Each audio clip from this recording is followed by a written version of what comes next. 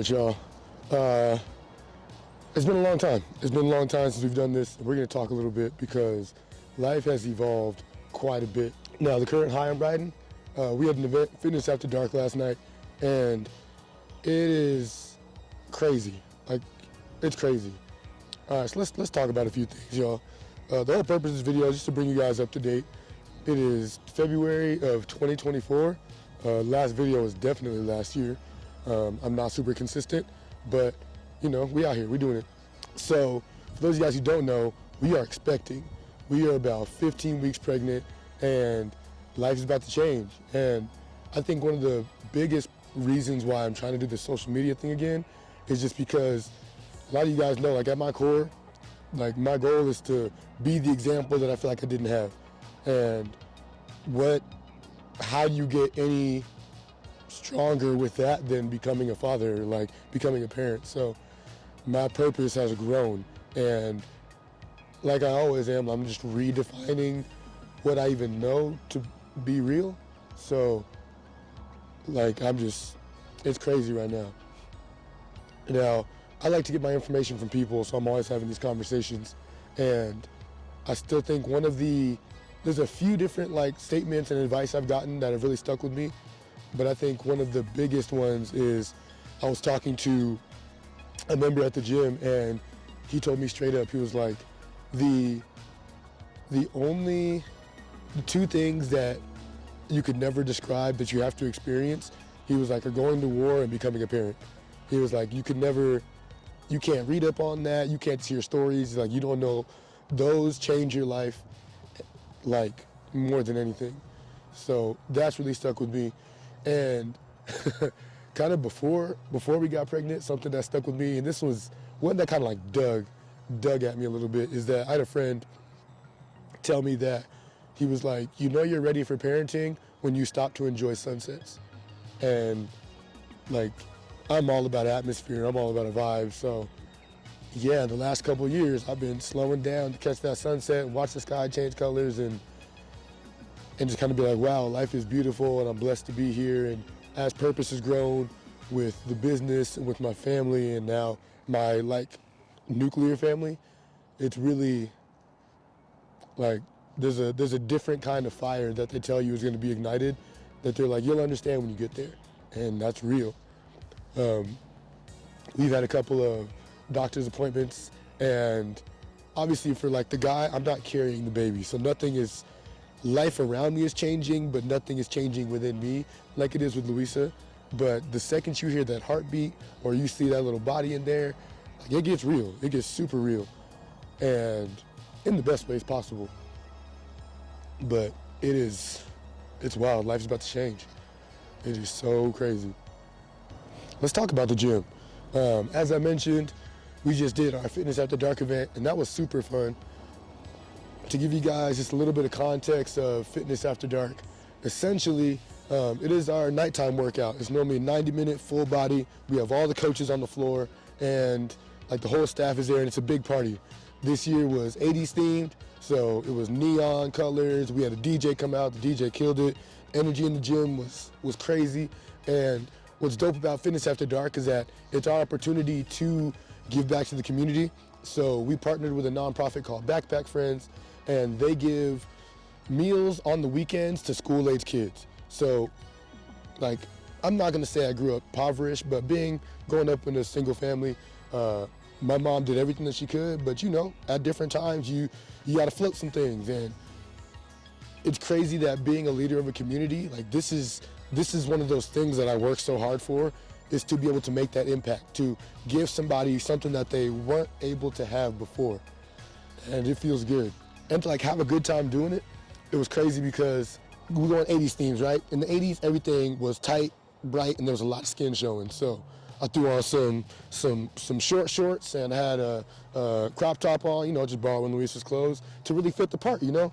I threw the socks on, had them up past the calf with the white chucks, and Louisa was always like, she's looking at me, she's just laughing, she's smiling, she's like, I love that you're not afraid to go all in and to commit.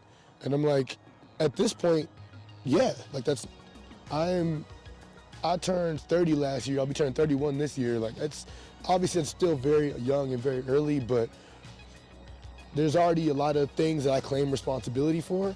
And to have a big impact, like, you have to go all in. Like, you have to give your 110% on a daily basis. One thing I'm focusing on is not only just the community building at the gym, but bringing up my coaches' experience, my trainers at the gym. I want to make sure that I am facilitating this experience for them to where they can grow to the best of their abilities, they can help as many people as possible. And I know that even myself, in my upbringing in the training world, I've had a bunch of people I've been able to loosely call mentors and friends, and who I had amazing workouts with, and that's what's brought me to be the coach I am today. So it's really big on my mind to make sure that my coaches get all the experiences that they need. And part of that is me getting out the way. Like, being in ownership, it's one of those things where, like, it's not my job to get flowers anymore. Like, my job is to facilitate that for other people. So I've taken that super serious. So making sure that I communicated super well for Fitness After Dark last night was huge. Like, riding a full ride out, having a warm up there, stations, making sure we walk through everything. Because one of the phrases you guys know I repeat all the time is that it never feels like what it looks like, or never looks like what it feels like.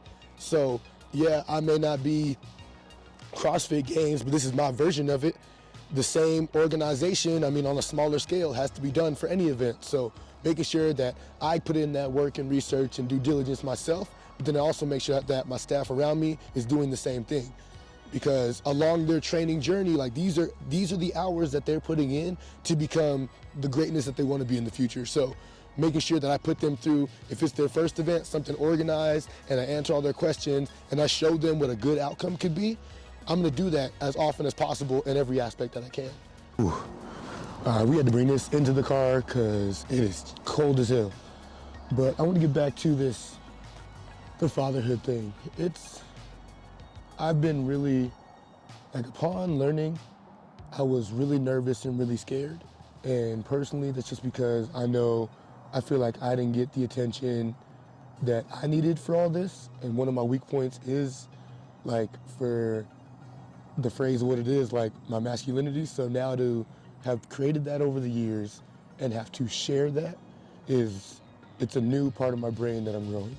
I get so excited now thinking about it because, I mean, I personally, and even hearing that we were pregnant, I didn't have a preference on boy or girl. Like, I've been just happy and healthy baby. Finding out that it was gonna be a boy, that just brought up a lot of those just underlying thoughts and things. And another one of the things I'm gonna be doing this year is I'm looking for a good therapist, because I know that, like, it starts with me.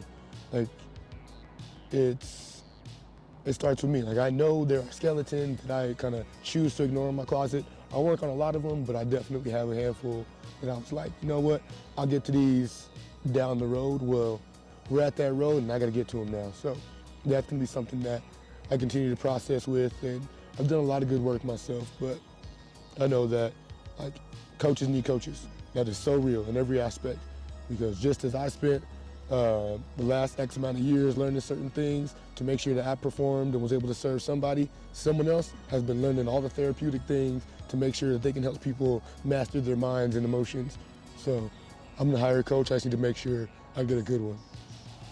I've gone to therapy in the past, and it's always been good and effective, but in even my own personal education and reading, sometimes if, like, I feel like I know more to where I can avoid things pretty well and they don't call me on it, and I'm like, I need you to really be able to help me out, because my ego is big and it is strong, and I will walk around something and dance around it. I need you to see through that. So the search continues on a good therapist. Let's see what other updates I got for y'all. Oh, I started Toastmasters, so I've been doing that for kind of since, like, the end of last year. Like, I started right before the end of the year, and then of course we had a couple vacations in there, time off for New Year's and the holidays. But I'm in there now, and I've won 2 rounds of table topics, so that feels super good. Toastmasters is really, so for those of you guys who are new around here, one of my bigger goals is to be on stages. I want to be a motivational speaker, and this is where, like, the constant struggle with this social media thing happens. Like, I speak to people on a daily basis. Like, one of the things I pride myself in leading a community and having a gym is that it's religion without all the crosses and stuff like that. Like I still speak to people in essences of being a good person, loving on everybody. Like you guys know, one of my phrases is everything through the filter of love. But Toastmasters is, last year on my vision board and on my to-do list, I said I wanted to do a TED Talk. And that didn't quite pan out. Not like a negative thing, it's just I didn't really put that much energy towards it. But I did put a lot of moves into trying to like pick up my speaking engagements. Like I did a vision board party at the beginning of last year. But in needing to scale that down but still chase the dream, that's where I took my mother-in-law's advice, because she does Toastmasters, she's been doing it for years, and I found a local one, and there's one that meets at a nearby library. And the library is right, literally like catty corner to where I get my body work done. So it just, for me, it's a make it make sense, and it made sense to hop into this group, and I've been loving it. And I speak to people on a daily basis, but for some reason speaking to that group, and it's only maybe like 10 to 15, maybe 20 people a week, but like I get so nervous. But I go up there and I kill it every time. It doesn't feel like it because the nerves are there, but I mean, I've won 2 table topics. And what a table topic is there's a portion of every meeting where there's a table topics master who's pretty much the host of it. They come up with the random topics and they pick random participants to speak on them. So the first one I got that I won was, I was a high school teacher and I had to give like a beginning of the year speech to a class. So each table topic is 1 to 2 minutes. And I pretty much went up there and said, I addressed people as my, I think it was like freshman or junior or senior year class, something like that. And my advice to them was to care less. And in telling them to do that, it was essentially that you don't want to peak in high school, so don't care so much about what happens now. There's a whole bunch of life ahead of you that's going to really matter. So don't get so caught up in the now things, knowing that most of your life is still ahead of you. Won that first one. I want to say the next week I came in second place, and it was a good topic, but I lost to a lady who told a story about a cat stealing chicken out of a pot every Sunday. And like the mom was accusing the kids until one day she caught the cat stealing chicken. So hard to beat that. And then just this last week, I won one. It's obviously Chinese New Year. Actually, no, that was the week before. I didn't talk in that one. This week, it was just random cards you pulled. And the one I got was to something along the lines of what I've done to feel fulfilled or something like that. And for me, it's service. And quick rundown, I did kind of just a quick preface. I was like, when I started my working career, I was a server, I worked in restaurants, bar back, things like that. And we all know there's nothing more exciting, and there's no one you like more than the server who's bringing you food. So that was always an opportunity to serve people, and because my service has always been really good, that's where it started. Fast forward a few years, I did a short stint cutting hair, being a barber, working in a barber shop. And again, all of us know if you've gotten a clean cut, you gotten your hair done, for as long as that haircut looks fresh, can't nobody tell you nothing. Like you're on cloud 10, you were the hottest thing since sliced bread, you're the bee's knees. And then, again, fast forward a few years, now I'm in fitness where I'm literally saving people's lives, adding minutes to their lives, and how can you serve people more than that? So, obviously my next phase is hopping on these stages and really trying to motivate the world and be a catalyst for change, and that's where we're at right now. I'm doing it daily with the people within my reach, and with this platform, I'm gonna try to do it more publicly and to people who I don't see on a regular basis. But as you guys know, be the best you, because the world needs that. It is my niece's birthday this weekend, so I'm about to go meet them for breakfast. So yeah, guys, until next time, peace.